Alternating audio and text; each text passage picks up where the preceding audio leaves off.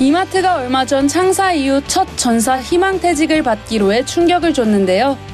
이런 가운데 이마트가 오프라인과 온라인 사이에서 갈팡질팡하다 실적 악화를 맞았다는 이마트 입장에선 그야말로 뼈 때리는 내용의 증권가 리포트가 나왔습니다. 이마트는 지난해 469억 원의 영업손실이라는 창사 이래 첫 적자를 냈는데요.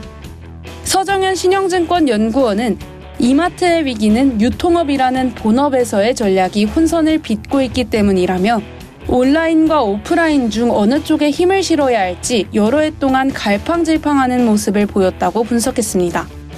특히 쿠팡에 대항하고자 지마켓과 옥션을 무리하게 인수했지만 물류 통합을 이뤄내지 못해 영업권 상각과 손상차손으로 회계장부를 얼룩지게 만들었다고 지적했습니다.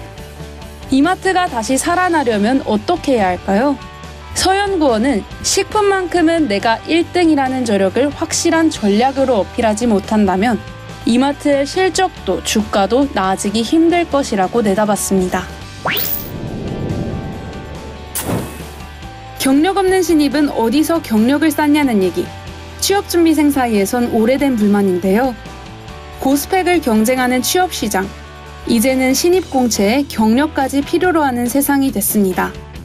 최근 한국경제인협회에 따르면 지난해 대졸 신규 입사자의 25.7%는 이미 경력자였다고 합니다.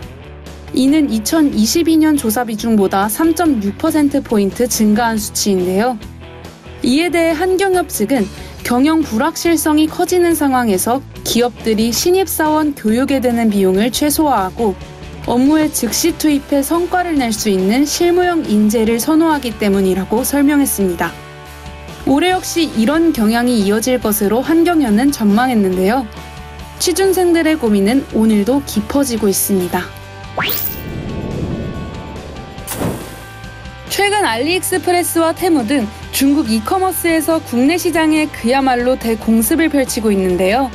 특히 알리는 얼마 전 1조 5천억을 한국에 투자해 물류센터를 짓겠다고 밝혔습니다. 가격뿐만 아니라 배송 경쟁력도 갖춰 화계력을 더하겠다는 의미입니다. 그러자 쿠팡은 그 2배인 3조를 투자하겠다고 맞불을 놨는데 중국 이커머스와 쿠팡의 경쟁이 전면전으로 치닫는 양상입니다. 쿠팡은 3조 원으로 물류망을 강화해 로켓 배송 가능 지역을 전국으로 확대한다는 방침입니다.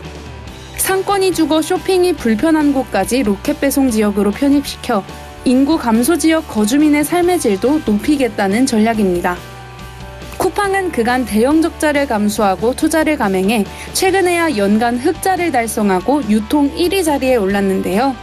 또다시 쩐의 전쟁이 벌어진 국내 이커머스 시장이 어떻게 돌아갈지 관심이 모입니다. 길거리를 걷거나 운전할 때 저 오토바이 위험해 보이는데? 라고 생각해 보신 적 다들 있으시죠? 배달의 민족이 경기 남양주에 있던 배민 라이더스쿨을 하남으로 확대 이전한다고 최근 밝혔습니다.